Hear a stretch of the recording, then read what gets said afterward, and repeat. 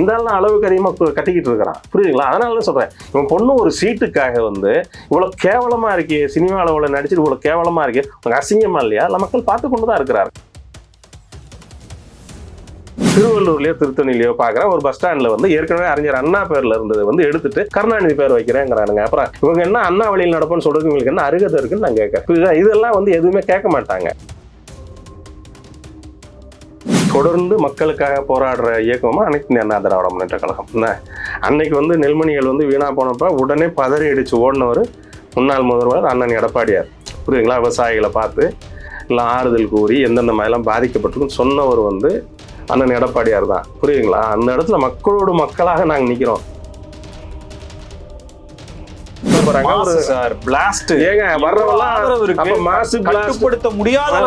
உங்க மாசு பிளாஸ்ட்னா உங்க ரசிகர்கள் சாகணும் இல்ல அடிபட்டு ஆஸ்பத்திரியில் இருக்கணும். அப்படி அதான் பெருமை. மாசு பிளாஸ்ட்ங்கிறீங்களே, பிளாஸ்ட்னா சாகணும், மாசுன்னா அடிபட்டு ஹாஸ்பிட்டல்ல போகணும். அதுதான் நீங்க எதிர்பார்க்குறீங்களா? கூட இருந்தாலும் ஒழிப்பாங்க, போனாலும் ஒழிப்பாங்க. அதாங்க திமுகவோட கொள்கை. வந்து காங்கிரஸ் தேர்ந்து கட்டரும்பாகிவிட்டது அப்படிங்கிறதா உண்மை. புரியுதுங்களா? இன்னும் போய் மறுபடியும் அந்த சவக்குழியிலே விழுகிறார்கள் அப்படிங்கிறத நம்ம பார்க்குறோம். அதுக்கேற்ற மாதிரி ஃபைன் போட்டாங்க. இப்போ ட்ரங்க் அண்ட் டிரைவ் கூட பிடிக்கிறது கிடையாது. ஹெல்மெட் போடலைன்னா பிடிக்கிறாங்க, ஓவர் ஸ்பீடு, லைட் இல்லைன்னா பிடிக்கிறாங்க. இதுக்கு வந்து ஏகப்பட்ட ஃபைன் போடுறாங்க. அவங்க கொடுத்த பணத்தை இப்படி வந்து அபராதமாக எங்களிடம் வசூலித்து கொண்டு இருக்கிறார்கள் அப்படின்னு சொல்லிட்டு ஆண்கள்கிட்ட அதான் இங்கே கொடுத்துட்டு அங்கே அந்த வழியில் பிடுங்குறாங்க அப்படிங்கிறது தான் எல்லாரும்.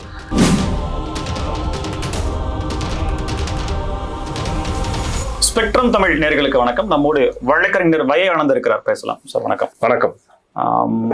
மேலையும் அதாவது எப்படி கிருபானந்த வாரியார் எங்கு அவருடைய உயிர் பிரிந்ததோ அதுபோல அந்த வான் உலகத்திலும் திமுகவின் கொடி பறக்குது.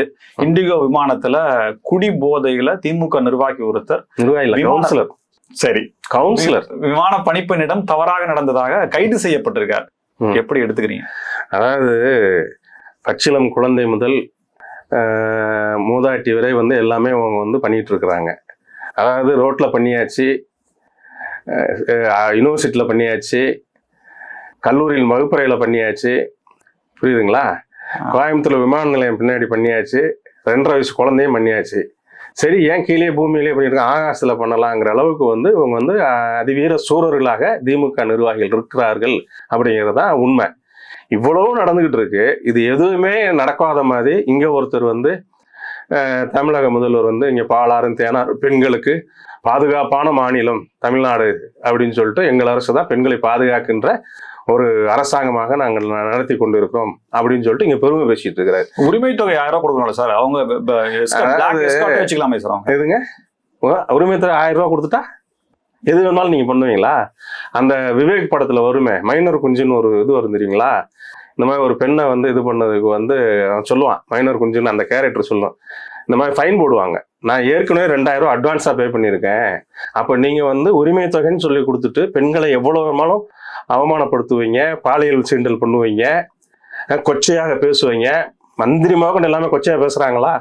அப்போ இதெல்லாம் வந்து நீங்கள் 1000 ரூபா கொடுத்துட்டா எல்லாம் நாங்கள் மறந்துடணும், நீங்கள் பண்ணுற அயோக்கியத்தனத்தை வந்து பாலியல் சீண்டல்களை நாங்கள் வந்து பொறுத்துட்டு போயிட்டு இருக்கணும் அப்படிங்கிறீங்க. அதானே?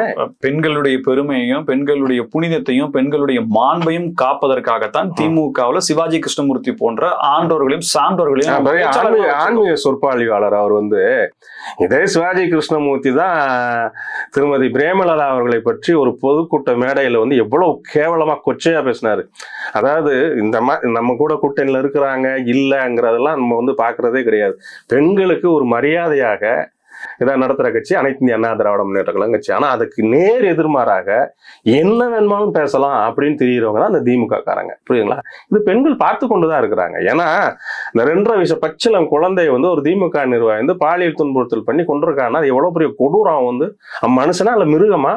அவன் மேலே இன்னைக்கு என்ன நடவடிக்கை எடுக்குது கட்சி ரீதியாக அரெஸ்ட் பண்ணுறது அது வேற. அதே மாதிரி ஒசூர்ல பார்த்தீங்கன்னா ஒரு கட்சி நிர்வாகியோட பையன் வந்து ஒரு அரசு அதிகாரியை கார் ஏற்றி கொண்டதை பார்க்குறோம் நம்ம வந்து. அப்போ இவங்க என்ன மனப்போக்கில் இருக்கிறாங்க? இவங்க எது வேணாலும் 1000 ரூபாய் உரிமை தொகை கொடுத்துட்டு பஸ்ஸில் இலவச பேருந்துன்னு சொல்லிட்டு கொடுத்துட்டு இவங்க என்ன வேணாலும் அயோக்கியத்தனம் பண்ணுவாங்க. அதை மக்கள் பார்த்து கொண்டு இருக்கிறாங்கன்னு நினைக்கிறீங்களா நீங்க? இதுக்கெல்லாம் தக்க பதிலடி 2026 வந்து மக்கள் வந்து ரெடியா இருக்கிறாங்க. நீங்க 5000 போட்டாலும் சரி, 50,000 போட்டாலும் சரி, புரியுதுங்களா? மக்களுக்கு எல்லாம் தெளிவா இருக்கிறாங்க. இத்தனை வருஷம் எங்க போனீங்க? இந்த 2000 ரூபாய் அந்த கோடை விடுமுறை சிறப்புன்னு சொல்லி போட்டீங்களா, இந்த 4.5 வருஷம் வெயில் அடிக்கலையா நாட்டுல? இன்னைக்கு நேற்று 2000 ரூபாய் போட்டிருக்காங்களே, 4 ஆண்டுகளாக என்ன செய்து கொண்டு இருக்கிறீங்கன்னா மக்களோட கேள்வியா இருக்கு. புரியுதுங்களா? இது என்னோட கேள்வியா கூட இல்ல, மக்களோட கேள்வியா இருக்கு. இப்பயும் வந்து நேற்று தான் என் நண்பர் வந்து சதுரகிரி போயிட்டு வந்தாரு. இந்த ராஜபாளையம் அந்த ஏரியா போறப்ப ஆண்கள் சொல்றாங்களாம், சார் இந்த 5000 ரூபாய் கொடுத்தாங்க, அதுக்கேற்ற மாதிரி ஃபைன் போட்டாங்க. இப்போ ட்ரங்க் அண்ட் டிரைவ் கூட பிடிக்கிறது கிடையாது, ஹெல்மெட் போடலைன்னா பிடிக்கிறாங்க, ஓவர் ஸ்பீடு லைட் இல்லைன்னா பிடிக்கிறாங்க, இதுக்கு வந்து ஏகப்பட்ட ஃபைன் போடுறாங்க, அவங்க கொடுத்த பணத்தை இப்படி வந்து அபராதமா எங்களிடம் வசூலித்து கொண்டு இருக்கிறார்கள் அப்படின்னு சொல்லிட்டு ஆண்கள்கிட்ட, அதான் இங்க கொடுத்துட்டு அங்க அந்த வழியில புடுங்குறாங்க அப்படிங்கிறது தான் எல்லாரும் அந்த இதுல பாதிப்புல இருக்காங்கிறத. ஆட்சி அப்படிதானே சார் நடக்கும். ரூல் இருக்கு, அதுக்கு ஃபைன் போடணும்ன்ற சட்டத்துல விதி. எவ்வளவு நாள் எங்க போச்சு? புரியுதுங்களா? மது போதையில போற உங்க கட்சி நிர்வாகிகள் நீங்க அரெஸ்ட் பண்ணிட்டீங்களா? எத்தனை பேர் எவ்வளவு ஆக்சிடென்ட் பண்ணியிருக்கிறாங்க, பண்ணிட்டீங்களா? புரியுதுங்களா? அதனால மக்கள் எல்லாம் பார்த்து கொண்டுதான் இருக்கிறார்கள் அப்படிங்கறது உண்மை.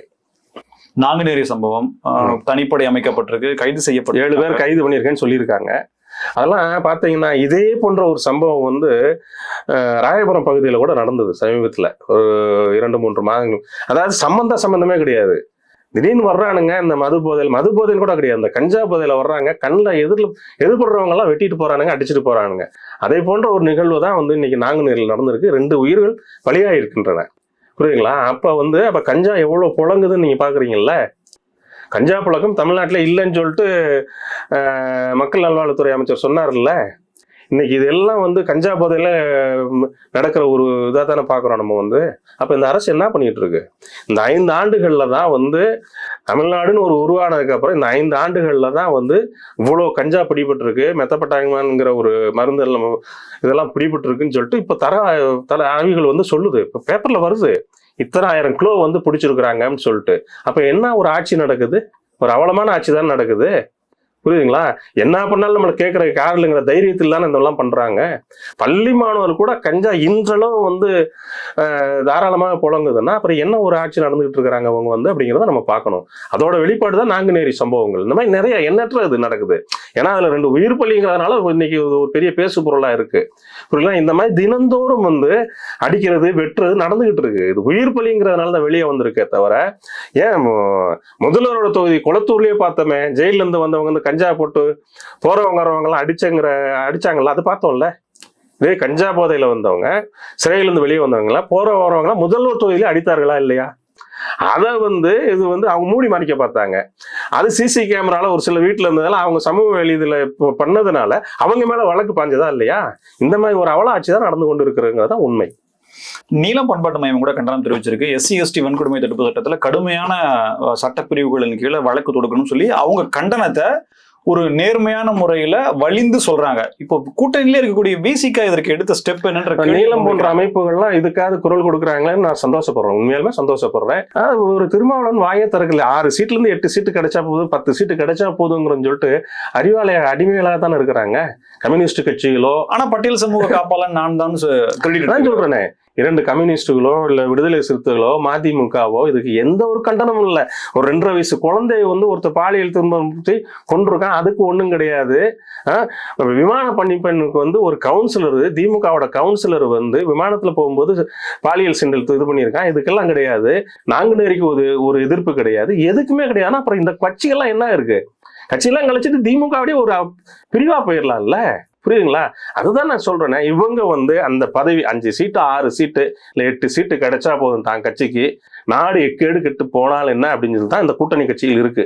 இதே வைகோ தானே சில மாதங்களுக்கு முன்பு வந்து நடைபயணம் போனாரு, போதையை ஒழிக்கணும் அது ஒழிக்கணும்னு சொல்லிட்டு. அதுக்கப்புறம் அங்க 3 சீட்டு 4 சீட்டுன்னு சொல்லிட்டு அங்க போய் தொங்கிட்டு உட்காந்துருக்கிறாரு.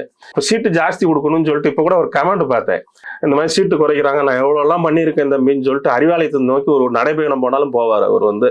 அப்படிங்கிற நிலைமையில தான் கூட்டணி கட்சியில் இருக்கு.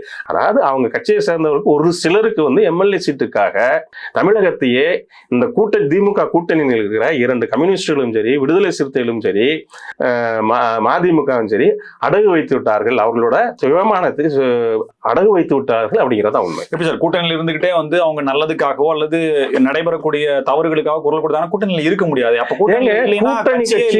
கூட்டணி கட்சிங்கிறது வந்து அந்த தேர்தலுக்காக ஏற்படுத்துகின்ற ஒரு உடன்படிக்கை தான்.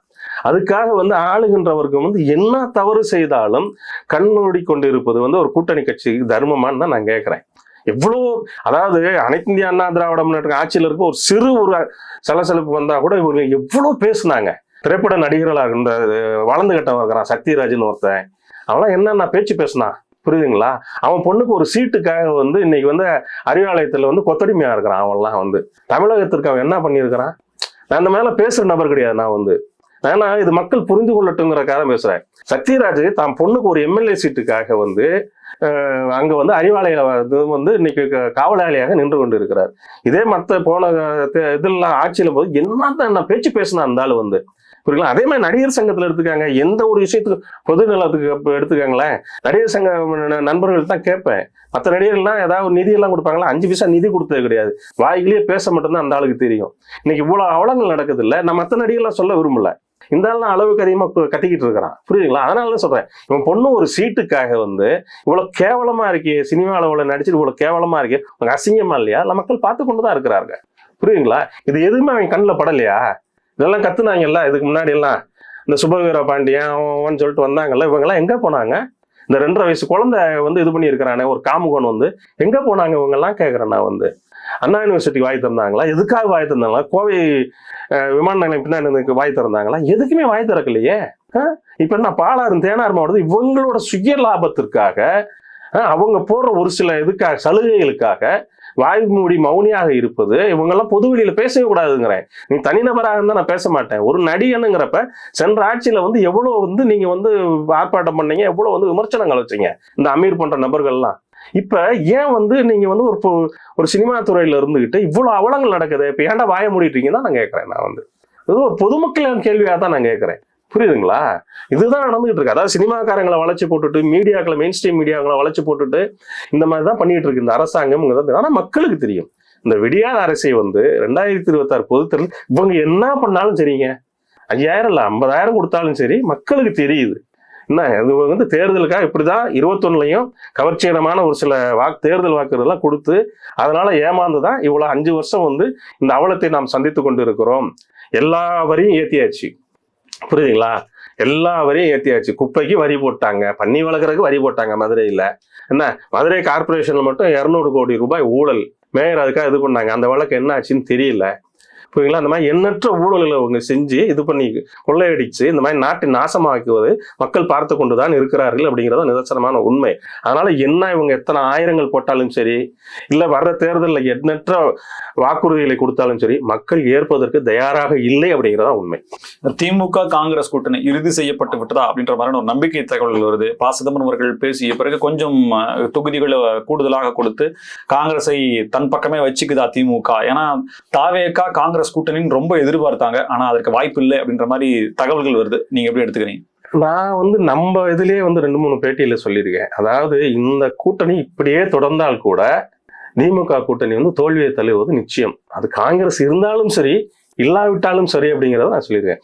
இன்னொரு கணக்கே நான் சொன்னேன், இப்போ இவ்வளவு நாள் நேற்று வரைக்கும் வந்து அடிச்சுக்கிட்டாங்க புரியுதுங்களா? ஒரு விவாத பொருள் போச்சு. முதல்ல ஒரு பிறந்த நாளுக்கு வந்து அன்பு சகோதரர் அவர்களுக்குன்னு சொல்லிட்டு ராகுல் காந்தி வந்து இது பண்ணுவாரு, அதை கூட அன்பு சகோதரர் எடுத்துட்டாரு அப்படிங்கிற அளவுக்கு வந்து அவங்களுக்குள்ள ஒரு மனக்கசப்பு இருக்கிறது. இன்னைக்கு அப்படியே அந்த கூட்டணி அமைந்தால் கூட அடிமட்டத்தில் இருக்க தொண்டர்கள் வந்து அதை ஏத்துக்கணும்ல. காங்கிரஸுக்கு பெருவார்வையான நிர்வாகிகளும் சரி. உங்க கருத்தை எடுத்துக்கிட்டா மாணிக்கம் தாக்கூர் இந்த பிரச்சனைக்கான மூல காரணமா இருந்தவரே மாணிக்கம் தாக்கூர் தான். அவரே காம்ப்ரமைஸ் ஆயிட்டாரு. தலைமை எடுக்கிற முடிவுக்கு கட்டுப்பட வேண்டியது என்னுடைய கடமை. அவர் சொல்லித்தாங்க ஆகணும். இப்ப இவ்வளவு நாள் பேசினார்ல, யார் சொல்லி பேசினாரு? அமைதியா இருந்துக்கலாம்ல இருந்தே அவர் வந்து புரியுதுங்களா? அது வந்து தலைமைக்கு வந்து நம்ம இவ்வளவு தூரம் சொல்றோம், அதே மீறி தலைமை இப்படி போகுதே அப்படிங்கிறக்க வேற வழி இல்லாம ஒரு நாடாளுமன்ற உறுப்பினராக இருக்கிறாரு. அதனால அவர் சொல்லியிருக்கலாம். அடிமட்டத்தில் தொண்டர்களை பாருங்க, அதே போல தொண்டர்கள் மாறிடுவாங்க. கண்டிப்பாக மாற மாட்டாங்க. எப்படி மாறுவாங்க? 2000-3000 ஓட்டு கூட இல்லைன்னு சொல்லிட்டு ஒவ்வொரு மந்திரியும் பேசுறாங்க, ஒவ்வொரு எம்எல்ஏயும் பேசுறாங்க. ஒரு எம்எல்ஏ பேசினா அந்த தொகுதியில காங்கிரஸ் வேணும் பேசுறாங்க. அந்த கீழே அந்த இதெல்லாம் இருக்குல்ல, அந்த மனக்கசப்பு இருக்குல்ல, அது என்றுமே தீராது அப்படிங்கிறதா உண்மை. அதே மாதிரிதான் அனைத்து கூட்டணிக்கு, அந்த கூட்டணியில இருக்கிற எல்லா கட்சிகளுக்கும் இதே நிலைமைதான். விடுதலை சிறுத்தைகளுக்கு இதே நிலைமைதான். விடுதலை சிறுத்தைகள் கட்சியில கீழே இருக்க தொண்டர்கள் வந்து இந்த 5 ஆண்டு கால ஆட்சியில வந்து எவ்வளவு பாதிக்கப்பட்டிருக்காங்க, பட்டியலின பெண்கள் வந்து எவ்வளவு பாலியல் துன்புறுத்தலுக்கு வந்து ஆளாயிருக்காங்கிறது நம்ம தரவுகளை பார்த்தோம் புரியுதுங்களா? அப்ப கூட விழுப்புரம் நாடாளுமன்ற உறுப்பினர் ரவிக்குமார் கூட ஒரு கண்டனம் தெரிவிச்சார். இந்த மாதிரி இவ்வளவு அவலங்கள் வந்து இந்த ஆட்சியில் நடந்திருக்கு, பட்டியலின பெண்களுக்கு எதிரான குற்றங்கள் வந்து நிறைய இருக்கு அப்படின்னு சொல்லிட்டு வருத்தம் தெரிவிச்சாரு. இதெல்லாம் கீழே, அதாவது மேல இருக்கவங்க சொல்லிட்டு போயிடலாம், பாதிக்கப்பட்டவங்க கீழே இருக்க தொண்டன் தானே, புரியுதுங்களா? அந்த மாதிரிதான், அதே மாதிரிதான் கம்யூனிஸ்டுகளுக்கும். கம்யூனிஸ்ட் தலைவர்களும் அறிவாலயத்தின் அடிமைகளாக இருக்கலாம். என்ன, அந்த உழைக்கின்ற வர்க்கம் வந்து எவ்வளவு பாதிக்கப்பட்டிருக்காங்க. ஓய்வூதியம் வரல, ரிட்டையர்ட் ஆனவங்களுக்கு பென்ஷன் இது பண்ணல, அரசு போக்குவரத்து கழகத்துல வந்து இன்னும் அவங்க செட்டில்மெண்ட் பண்ணல, சாம்சங் போராட்டமும் எண்ணற்ற போராட்டங்களை பார்த்தோம். தலைவர்கள் மேல இருந்தாலும் கீழே இருக்க தொண்டர்கள் போடுவாங்கன்னு நினைக்கிறீங்களா? போட மாட்டார்கள் தான் நிச்சயமான உண்மை. அதனால இதே கூட்டணி தொடர்ந்தால் கூட திராவிட முன்னேற்ற கழக கூட்டணி வந்து 2026 பொதுத்தேர்தலின் போது தூக்கி எறியப்படும் அப்படிங்கிறதா உண்மை. ஒருவேளை காங்கிரஸ் வேற முடிவு எடுக்குது அப்படின்னா கூட காங்கிரஸை உடைப்போம் அப்படின்ற மாதிரியான ஆதாரமான பூர்வமான தகவல் வந்ததையும் காங்கிரஸ் நிர்வாகிகள் தலைமைக்கு அந்த கருத்தை கொண்டு சேர்த்ததுனால கண் சிவந்தார் ராகுல் அப்படின்ற மாதிரி பல விஷயங்கள் இருந்தது. அதுக்கு தான் அந்த பிறந்த நாள் வாழ்த்துல பேர் இல்லாம, அன்பு சகோதரர் இல்லாம வந்தது. அது உச்சத்துல இருந்த நேரம். இப்ப காங்கிரஸையே உடைக்கக்கூடிய வேலையை திமுக செய்யக்கூடிய அளவுக்கு துணிந்த பிறகும் இந்த கூட்டணியிலேயே நீடிக்கிறோம், ஒரு சீட்னால காம்ப்ரமைஸ் பண்ணிக்கிறோம் அப்படின்னா இப்ப காங்கிரஸ் வெற்றிக்காக திமுக பாடுபடுவார்களான்ற கேள்வி. இப்ப சீட்டு ஜாஸ்தி கொடுத்துட்டாங்க, நிக்கிற தொகுதியில நீ ஜெயிச்சதானே அடுத்த முறை அதிக சீட்டை கேட்ப, நீ தோக்குற பாருன்னு சொல்லிட்டு கொடுத்த தொகுதிகள் தோப்பதற்காக திமுக வேலை செய்யாதுன்னு எப்படி நம்ப முடியும்? அதான் நான் அதான் சொல்றேன் இல்லைங்க, அந்த கூட்டணியில இருக்க அத்தனை எல்லா கட்சிக்குமே கீழே இருக்க தொண்டர்கள் வந்து அந்த ஜெல் ஆகாம தான் இருக்கிறாங்க. இந்த மாதிரி உள்ளடி வேலை நடக்கும். இப்ப இவங்க மாணிக்கம் தாகூர் எவ்வளவோ பேசினாரு, பிரவீன் சக்கரவர்த்தி எவ்வளவோ பேசினாரு, இந்த மாதிரி காமராஜரை பத்தி இழிவா பேசினாங்க திமுக சார்ந்தவங்க வந்து, புரியுதுங்களா? அதுக்கு ஜோதிமணி போன்றவர்கள்லாம் எதிர்வினை ஆற்றினாங்க. இதெல்லாம் வந்து கீழே வந்து அந்த இவங்கெல்லாம் சீட்டு கிடைக்குமா அடுத்த முறை, இன்னும் யாரெல்லாம் குரல் கொடுத்தாங்க அப்படின்னா போபனா வந்து இது ஏன் நேத்து பேஞ்ச மலையில இன்னைக்கு உடைச்ச காலாங்க, 140 வருட பாரம்பரிய கட்சிங்க காங்கிரஸ், நாங்க போய் கேவலம் அவங்களோட வெப்பமான்னு சொல்லி போபனா காங்கிரஸ் பேசுறாரு. இப்போ யாரெல்லாம் திமுக சார்பு ஆட்கள், யாரெல்லாம் திமுக எதிரா பேசுறாங்கன்றது அவங்களாம் இப்ப சீட்டு கொடுத்தாலும் இவங்களாம் சீட்டு கொடுக்கூடாதுன்ற நிர்பந்தம் வைக்குமா திமுக? கண்டிப்பா இருக்கும். புரியுது. அந்த அளவுக்கு வேலை பார்க்குதுன்னா அது காங்கிரஸா திமுக வா அப்படின்ற மாதிரி கேள்வி வருது. இல்ல, திமுக வந்து ஆரம்பத்துல இருந்து அதே வேலை தாங்க பண்ணிட்டு இருப்பாங்க. திமுக வந்து ஒரு கட்சி தங்களை எதிர்க்குதுன்னா அந்த கட்சியை உடைப்பதற்கான வேலையை தான் செய்து வரிசையா பாத்தீங்கன்னா அந்த வேலை தான் அந்த கட்சி பண்ணிட்டு இருக்கோம். புரியுதுங்களா? அதோட வேலையே அதுதான். புரியுதுங்களா? அதனால தான் சொல்றேன், இந்த கூட்டணி இப்படியே இருந்தா கூட மிக மோசமான தோல்வியை தழுவுவார்கள். ஏன்னா கீழே வந்து ஜெல்லே ஆகாது. ஏன்னா இவ்வளவு நேற்று வரைக்கும் இவ்வளவு பேசிட்டு இவ்வளவு இது பண்ணிட்டு வந்து சும்மா என்ன கொள்கை இருக்கு அங்க, கொள்கை கூட்டணிங்கிறதுக்கு ஆகுனா பிஜேபி வந்துடும் சொல்றாங்க. வேற என்ன அவங்க கோஷம் இருக்கு அவங்க கிட்ட? இவ்வளவு ஒரு அவலாட்சியை கொடுத்துட்டு என்ன மனதைரியத்துல இருக்காங்கன்னு தான் நான் கேட்கறேன். புரியுதுங்களா? அதனால வந்து கண்டிப்பாக சொல்லி இப்ப கூட போட்டிருக்காரு, திருச்சியில நுழைவு வாயிலுக்கு, ரயில்வே நுழைவு வாயிலுக்கு இந்தியில பேர் வச்சிங்கன்ற அந்த பாலிசி எடுக்கிற யாரு? சு வெங்கடேசன். அதுதான் சொல்றேன், சு வெங்கடேசன் சொல்லி இருக்கணும். ஏன்னா 2.5 வயசு குழந்தைங்க இது பண்ணிருக்காங்க. அதெல்லாம் நாங்குநேரி தெரியாது, எதுவுமே தெரியாது. இவ்வளவு கம்யூனிஸ்ட்ல இருக்கிற வேலை செய்யற வந்து தொழிலாளர் வர்க்கம் வந்து இவ்வளவு பாதிக்கப்படுது, அதெல்லாம் அந்த கண்ணுக்கு தெரியவே தெரியாது. மற்றபடி அங்க இஸ்ரேலை பத்தி பேசுவாரு, இங்க இதை பத்தி பேசுவாரு. சரி, திண்டிவனத்துல வந்து அன்னை இந்திரா காந்தி பேர்ல இருந்த வந்து பேருந்து நிலையத்த பேரை வந்து மாத்திட்டு கருணாநிதி பேரை வச்சாங்கல்ல, எவனா காங்கிரஸ்காரன் குரல் கொடுத்தானா? அப்போ கூட குரல் கொடுத்து என்ன மீண்டும் அன்னை இந்திரா அவர்களின் பெயரை சூட்டியதற்கு முழு முதற் காரணம் அண்ணன் சி வி சண்முகம் அவர்கள் தான். நாடாளுமன்ற உறுப்பினர் அண்ணன் சி வி சண்முகம் அவர்கள் தான் ஒரு போராட்டத்தை நான் பெரிய அளவில் போராட்டம் நடத்துவேன்னு சொன்னதுக்கு அப்புறம் தான் ஒரு அதிமுகவை சேர்ந்த முன்னாள் அமைச்சர் இந்நாள் நாடாளுமன்ற உறுப்பினர் திரு சி வி சண்முகம் அவர்கள் சொன்னதுக்கு அப்புறம் தான் பேரே எடுத்தாங்க. இல்லைன்னா பேரே எழுதிட்டாங்க, கலைஞர் பேரையே வச்சுட்டாங்க. இந்திரா காந்தி அவர்கள் பேரையே, அன்னை இந்திரா காந்தி அவர்கள் பேரையே எடுத்துட்டு கருணாநிதி பேரை வைக்கிறப்ப கேட்கறதுக்கு ரோஷம் இல்லாதவன் தான் காங்கிரஸ்காரனுங்க. ஏன்னா இன்னைக்கு பாத்தீங்கன்னா திருவள்ளூர்லயோ திருத்தணிலயோ பாக்குற ஒரு பஸ் ஸ்டாண்ட்ல வந்து ஏற்கனவே அறிஞர் அண்ணா பேர்ல இருந்தது வந்து எடுத்துட்டு கருணாநிதி பேர் வைக்கிறேங்கிறானுங்க. அப்புறம் இவங்க என்ன அண்ணா வழியில் நடப்புன்னு சொல்றது உங்களுக்கு என்ன அருகதை இருக்குன்னு நான் கேட்கறேன். புரியுதா? இதெல்லாம் வந்து எதுவுமே கேட்க மாட்டாங்க. புரியுதா? அதுதான் நான் சொல்றேன், வாய் மூடி மௌனியாக இருப்பாங்க, கொடுக்கறத வாங்கிட்டு கம்மன் இருந்துக்குவாங்க. நான் சொல்றது சீட்டை வேற எதுவும் தப்பா நினைச்சிருக்கேன். சரி, செல்லப்பிறந்தனுடைய மகள் திருமணத்துக்கு முதலமைச்சர் போறாரு. இப்ப இந்த அளவுக்கு அங்கீகாரமும் அனுகூலமும் அவரு கிடைக்கல சார். அப்புறம் அவர் யாருக்கு விசுவாசம்? நீங்க என்ன அவ்வளவு தூரம் போயிட்டீங்க? கூட்டணி கட்சி இதுல இருக்கிறாரு, அந்த இதுக்கு வந்து ஒரு முதல்வர் போறது ரைட்டு. ஆனா பத்திரிகையில வந்து முதல்வர் பேர் மட்டும் தான் இருந்துச்சு. அதை நீங்க பாக்கலையே? காங்கிரஸ்காரங்க பேர் ஒரு பேர் இல்லையே, முதல்வர் பேர் மட்டும் தான் இருந்துச்சு. இப்ப கல்யாணத்துக்கு போறது போவாங்க, அது வந்து நம்ம வந்து இது முடியாது. பத்திரிகையில் அழைப்பதிலேயே முதல்வர் பேர் மட்டும் தான் இருந்துச்சு. பத்திரிகை அடிச்சிருப்பாங்க சார், வேற பத்திரிகை காமிக்க சொல்லுங்க. அதைத்தானே கேட்கிறோம், காமிக்க சொல்லுங்க. புரியுதுங்களா? அப்ப நீங்க புரிஞ்சுக்காங்க அவர் எந்த இடத்துல இருக்கிறார், என்ன மனநிலையில அவர் இருக்கிறாரு நீங்க புரிஞ்சுக்கணும். திமுக ஆதரவா இருக்கிறனாலதான் காங்கிரஸ் தமிழக தலைவரா இருக்காரு அப்படி எடுத்துக்கலாமா? அவர் நியமிச்சதே அவங்க தான் சொல்றாங்க, நீங்க வாட்டுக்கு அவரோட சிபாரிசுல அவர் வந்தாருன்னு சொல்லிக்கிறாங்க. புரியுதுங்களா? அந்த மாதிரி தான் நடந்துகிட்டு இருக்கு. புரியுதுங்களா? இப்ப கூட இந்த பிரச்சனைக்கு திமுக ஆதரவு நிலையில் இருக்கக்கூடிய ப. சிதம்பரம் அவர்கள் வந்த பிறகுதானே சால்வ் ஆகுது. ஏன்னா அவரு வெளிப்படையா சொல்லிட்டாரு, கட்சி ஆரம்பிப்பேன் அப்படின்ற மாதிரி எல்லாம் வெளிப்படையா சொல்லிட்டாரு. சொல்லல அந்த மாதிரி சொல்ல மாதிரி தெரியல எனக்கு. ஆனா நடக்கிறதுக்கு வாய்ப்புகள் இருக்கு. அப்படியா இருந்தா நடக்கிறதுக்கு வாய்ப்பு இருந்து காங்கிரஸ் சென்றால் கட்சி ஆரம்பிப்பேன் அப்படின்ற மாதிரி கூட இருந்தாலும் ஒழிப்பாங்க, போனாலும் ஒழிப்பாங்க. அதாங்க திமுகவோட கொள்கை வந்து. காங்கிரஸ் தேர்ந்து கட்டரும்பாகி விட்டது அப்படிங்கறதான் உண்மை. புரியுதுங்களா? இன்னும் போய் மறுபடியும் அந்த சவக்குழியிலே விழுகிறார்கள் அப்படிங்கிறத நம்ம பாக்குறோம். தஞ்சாவூரில் விஜய் எப்பவுமே தாவேகா கொடியை எடுத்து சுத்திட்டு மேல போட்டு அப்படியே பண்றவரு இன்னைக்கு பச்சை துண்டு போட்டு பண்ணிருக்காரு. ஆனா நானும் டெல்டாக்காரன் தான் சொல்ல மாட்டேன்ற மாதிரி சொல்லி பல விஷயங்களை பேசியிருக்காரு. நேரடியாகவே திமுகவை கடுமையாக சாடி பேசியிருக்காரு. அதிமுகவை அங்கங்க தொட்டிருக்காரு. உங்களுடைய பார்வை? அதாவது தஞ்சாவூர் வந்து ஒரு வேளாண் மாவட்டம் அப்படிங்கறது தெரிஞ்சுக்கிட்டு அந்த அறிவாது இருக்க பச்சை துண்டு போட்டு போயிருக்காரு. அவர் கட்சி துண்டு போடாம தஞ்சை வந்து நெல்களஞ்சியம் தெரிஞ்சுக்கிட்டு அது யாரோ சொல்லியிருக்காங்க, அதனால பச்சை துண்டு போட்டு போயிருக்காருன்னு நினைக்கிறேன். அதே தஞ்சை கலர் மாறல, அது பாவம் என்ன பண்றது, அதெல்லாம் பச்சையை போட்டு போனா நல்லா இருக்காதுங்க, கேவலமா இருக்கும் அவருக்கு. அது நான் பார்க்கல. அதான் இன்னைக்கு பச்சை துண்டு போட்டு போறாரு. அதே தஞ்சை மண்டலத்துல வந்து என்ன எவ்வளவு விவசாயிகள் வந்து எவ்வளவு இன்னல்களை வந்து சந்தித்தார்கள் அப்படிங்கிறது பார்க்கிறோம். அதுக்கு ஏதாவது ஒரு வாய்ஸ் இதுக்கு முன்னாடி, இன்னைக்கு தஞ்சாவூர் போயிருக்காரு, அதுக்கு முன்னாடி விவசாயிகள் படும் துன்பங்களையும் துயரங்களை பத்தி ஏதாவது பேசியிருக்காரா?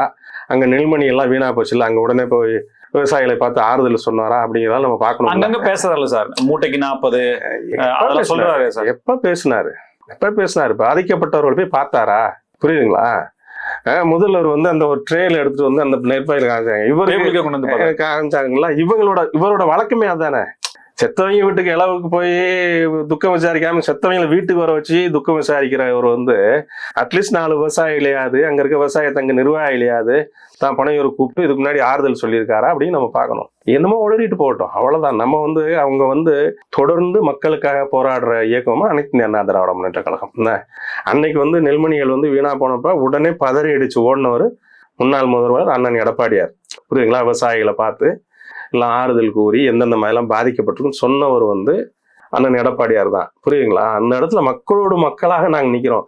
சும்மா மாசத்துக்கு ஒரு மீட்டிங் போட்டுட்டு தமிழ்நாடே நான் தான், தமிழ்நாட்டில் இருக்கவங்க எல்லாம் நான் தான் பாதுகாக்கணும், எல்லார் வீட்லயும் விஜய்க்கு ஒரு ஓட்டு இருக்கு, அதெல்லாம் சொல்லிட்டு இருக்கிறது வந்து அரசியல் கிடையாது. புரியுதுங்களா? மக்களோடு மக்களாக சென்று மக்களின் துயரங்களையும் துன்பங்களையும் வந்து இது பண்ணணும், அவங்களோட கலந்து எல்லாமே பண்ணணும், அவங்களோட துணை நிக்கணும்.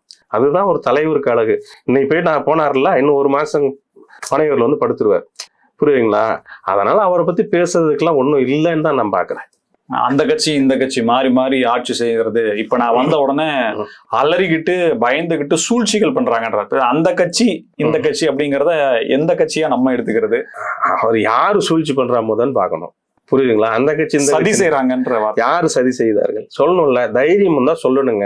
இப்ப யாராவது ஒருத்தவங்க குற்றம் சாட்டி நம்ம பேசணும்னா, இவர் தப்பு பண்ணாரு, இப்ப ராமகிருஷ்ணன் பண்ணா, ராமகிருஷ்ணன் நீங்க இந்த மாதிரி பண்றது தப்புங்கணும், இல்ல நீங்க வந்து சார் நீங்க பண்றது தப்பு. அவர் என்ன சொல்ல வர்றாரு நான் புரிஞ்சுக்கிறேன். 19 அடிச்சுட்டு போயிட்டே அவர் சொல்ற கருத்துக்களை திருச்சி கூறி தவறான தகவலா மக்கள்கிட்ட கொண்டு போய் சேர்க்கறத அவர் குறிப்பிடுறாரா அப்படின்றது. ஆமா, எல்லாம் பொண்ணு எழுத்துக்களை பொறிக்க வேண்டிய கருத்துக்களை அவர் சொல்லிட்டாரு. அதை திருச்சி பேசுறதுக்கு என்னங்க பேசிட்டு இருக்கீங்க? ஏதோ சினிமா டயலாக் வந்து யாரா எழுதி கொடுக்கறது வந்து ஸ்டேஜ்ல பேசிட்டு போயிட்டு இருக்கிறாரு. நான் இதை தாண்டி அவருக்கு என்ன தெரியும்? அதே அந்த ஸ்கிரிப்ட் எல்லாம் வெளியே வந்த கொடுமை எல்லாம் பார்த்தோம். இந்த இடத்துல உயர்த்த குரலில் பேசவும் 2 நிமிடம் கண்ணீர் சிந்தவன் எல்லாம் எழுது அந்த மாதிரி ஒரு சினிமா நடிகை திரையில ஒரு திரையில வந்து இயக்குநர்கள் சொல்றத வசனகர்த்தா சொல்றது வந்து பேசிட்டு இருந்தாரு. இன்னைக்கு பொது மேடையில அதையே பேசிட்டு திரிகிறாரு. அவரோட கொள்கை என்ன, கோட்பாடு என்ன, அதை முதல் சொல்லுங்க. நான் ஏற்கனவே சொல்லியிருக்கேன்ல, அந்த கொள்கை தலைவர் 5 பேர் சொல்றாருல்ல, அந்த 5 தலைவர்களை பத்தி ஒரு 10 நிமிஷம் அவர் தனியா பேச சொல்லுங்க. ஒவ்வொருத்தரை பத்தியும் 10 நிமிஷம் பேச சொல்லுங்க. பத்திரிகையாளர் பேட்டி கொடுக்க சொல்லுங்க. அவரோட என்னன்னு தெரிஞ்சு போயிடும். புரியுதுங்களா? அவர்லாம் ஒரு தலைவராகவே நாங்க பார்க்கலங்க. சும்மா போயிட்டு எல்லாரும் வீட்லயும் ஓட்டு இருக்கு, என் வீட்டுல கூட 4 ஓட்டு இருக்கு, விஜயின் பேரை சொன்னாலும் என் பசங்க என்னைக்கு விட கோவமா அடிக்க வரானுங்க, ஏப்பா அவனை பத்தி பேசுறேங்கிறானுங்க. அந்த மனநிலை இருக்கு இல்லையா? இவர் என்ன செஞ்சுட்டாரு மக்களுக்கு? இது வரைக்கும். கடைசியில அரசியல் கட்சி ஆரம்பிக்கணும்னு முடிவு பண்ணதுக்கு அப்புறம் அந்த 10ஆம் வகுப்பு 12ஆம் வகுப்பு மாணவர்களுக்கு வந்து ஒரு 2 வருஷம் 3 வருஷம் வந்து அந்த முதல் மாணவர் மாவட்ட லெவலில் வந்து அவங்களுக்கு ஃபங்க்ஷன் பண்ணியிருக்காரு தவிர, இதுக்கு முன்னாடியும் நான் தமிழகத்திற்கு தமிழக மக்களுக்கு ஒரு செய்தது என்ன அப்படின்னு தான் நான் கேட்கிறேன். எதுவுமே பண்ணாம இன்னைக்கு நான் தான் சிஎம் எல்லாம் முடிவு பண்ணிட்டாங்க. அது இதெல்லாம் களத்துக்கு வரணுங்க ஃபர்ஸ்ட். புரியுதுங்களா? கள நிலவரம் என்னன்னு பார்க்கணும், மக்களோட மக்களாக இருக்கணும், மக்கள் பணி செய்யணும். புரியுதுங்களா? விவசாயிகளுக்கு இருக்கணும், நெசவாளர்களுக்கு இருக்கணும், எண்ணற்ற இது இருக்கு. புரியுதுங்களா? சும்மா சினிமாவில் நடிச்சுட்டு இது பண்ணிட்டு அதே டயலாக் பேசிட்டு இருந்தா மக்கள் ரசிக்க மாட்டார்கள் அப்படிங்கிறதா உண்மை. புரியுதுங்களா? சும்மா விசில் எங்க பார்த்தாலும் அவங்க கூட்டத்திலேயே இப்போ எரிச்சல் ஆகுறாங்க. நான் பார்த்தேன் 2-3 இதெல்லாம் பார்த்தேன். அவங்க கூட்டம் போடுறாங்க, அவங்க பேச்சாளர் பேசிட்டு இருக்காங்க. அதாவது ஒரு பேச்சாளர் பேசுனா அவங்க என்ன பேசுறாங்க, என்ன கருத்து பேசுறாங்க அப்படிங்கிறது எதிரில் இருக்க பொதுமக்கள் வந்து கேட்பாங்க, தொண்டர்கள் கேட்பாங்க. இவங்க விசில் அடிச்சுட்டே இருக்காங்க. இவங்களோட பேச்சாளர் பேசுறதையே வந்து அவங்க ரசிகர்களும் கேட்க முடியல, பொதுமக்களும் கேட்க முடியலங்கிற ஒரு இதில் தான் இருக்காங்க. இன்னைக்கு கூட பார்க்குறோம், இப்போதான் வந்தது செய்தி. இன்னைக்கு 5 பேர் அவர் வாகனத்தை பின்தொடர்ந்து போய் விபத்து ஏற்பட்டு காயம்பட்டு ஹாஸ்பிட்டல் அட்மிட் பண்றாங்க. ஏன்னா இது எல்லாமே ஒரு இது பண்ணாம ஒரு கட்டுக்கோப்பு இல்லாத ஒரு கூட்டம் தான். அது வந்து கட்டுக்கடங்காத கூட்டம், கட்டுக்கோப்பு இல்லாத கூட்டம். ஒரு இதே பண்ணல, ஒரு தலைவருக்கு அழகு இந்த மாதிரி வராதிங்கன்னு சொல்லிட்டு அதுக்கு ஒரு திட்டம் போடணுங்க. உன்னை பார்க்க வர்ற ரசிகர்கள் வந்து என்ன தினந்தோறும் ஒவ்வொரு நிகழ்ச்சியில வந்து அடிபடுறாங்க இல்ல இறந்து போறாங்க. இதுக்கு என்ன ஒரு வழின்னு பார்க்காம விட்டுட்டு சும்மா வந்து டயலாக் பேசிட்டு இருக்கிறது ஒரு தலைவருக்கு அழகு கிடையாது. எல்லா கட்சி தலைவர்கள் தான் போறாங்க. இந்த மாதிரி அசம்பாவிதம் தொடர்ந்து நடைபெறுகிறதா? எல்லா கட்சி தலைவர் தான் போறாங்க. திமுக காரர்களாக இருக்கட்டும், நாங்க அனைத்து அண்ணா திராவிட முன்னேற்ற கழகமா இருக்கட்டும், திரு சீமான் நடத்துறாரு, திரு அன்புமணி போறாரு, திரு டிடிவி தினகரன் அவர்கள் போறாங்க. இவங்க எல்லாம் போற இடத்துல கூட்டம் வருது இல்ல? எவ்வளவு கட்டுக்கோப்பா வச்சிருக்காங்க, எவ்வளவு கட்டுக்கோப்பா கொண்டு போறாங்க. ஏங்க வர்றவெல்லாம் அப்ப மாசு பிளாஸ்ட் முடியாத அளவுக்கான அப்ப உங்க மாசு பிளாஸ்ட்னா உங்க ரசிகர்கள் சாகணும் இல்ல அடிபட்டு ஆஸ்பத்திரியில் இருக்கணும். அப்படி அதான் பெருமை. மாசு பிளாஸ்ட்ங்கிறீங்களே, பிளாஸ்ட்னா சாகணும், மாசுன்னா அடிபட்டு ஹாஸ்பிட்டல்ல போகணும். அதுதான் நீங்க எதிர்பார்க்கறீங்களா? புரியுதுங்களா? அதாவது ஒரு கூட்டத்தை எப்படி நடத்தணும் காவல்துறை சரியான திட்டமிடல் அப்படி எல்லாம் இல்லைங்க. இப்ப நான் கேட்கிறேன், வேணும்னே விஜயோட களங்கம் ஏற்படுத்துறதுக்காக இப்ப அனைத்து அண்ணா திராவிட முன்னேற்ற கழக பொதுச்செயலாளர் அண்ணன் எடப்பாடியார் வந்து கிட்டத்தட்ட 190 தொகுதிகளுக்கு மேல வந்து தேர்தல் பரப்புரை முடித்து விட்டார். எவ்வளவு கூட்டம் வருது பாக்குறீங்கல்ல, நீங்களும் பாக்குறீங்கல்ல. ஏதாவது அசம்பாவிதம் நடக்குதா? கட்சி தொண்டர்கள் இருக்காங்க பாத்தீங்களா, நிர்வாகிகள் இருக்காங்கல்ல, அவங்க வந்து கட்டுப்படுத்தணும். அதுதான் கட்டமைப்புங்கிறேன் நானு. அந்த கட்டமைப்பே இல்லைங்கிறேன். விஜய் கட்சியில அந்த கட்டமைப்பே இல்லைங்கிறேன். புரியுதுங்களா? ஒரு கட்டமைப்பே இல்லாத ஒரு கட்சி வந்து நாளைக்கு நான் ஆட்சியை பிடிக்க போறேன், திமுகவுக்கு மாற்று நான் தான் சொல்லிட்டு நீ வந்து வெத்து பேசிட்டு இருக்க, இல்ல அர்த்தம் கிடையாதுங்கிறேன். ஒரு கட்சின்னா அதுக்கு சரியான ஒரு கட்டமைப்பு இருக்க வேண்டும். ஒரு கிளை செயலாளர்ல இருந்து ஒன்றிய செயலாளர், நகர செயலாளர் இந்த மாதிரி இருக்கணும்.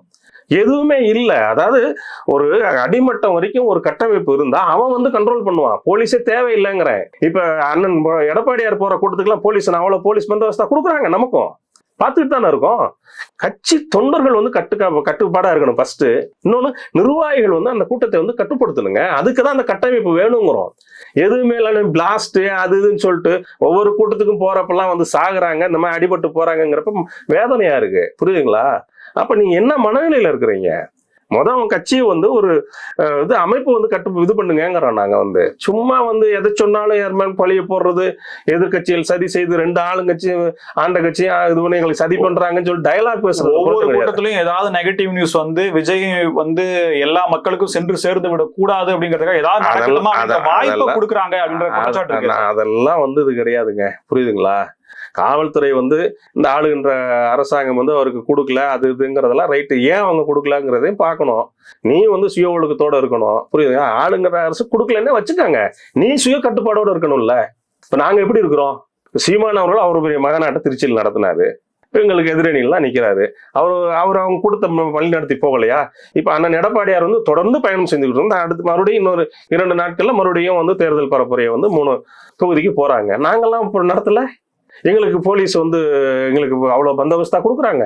சுய கட்டுப்பாடு வேணும், கட்டமைப்பு வேணுங்கிறதா நான் சொல்றேன். அது இல்லாம சும்மா வெற்று ஒரு பந்தாவுக்காக இந்த சினிமாவில் பேசுற டயலாக் எல்லாம் பேசிட்டு இருக்கிறது வந்து அவர் திருத்திக்கணும். புரியுதுங்களா? அதுதான் நிதர்சனமான உண்மை. புரியுதுங்களா?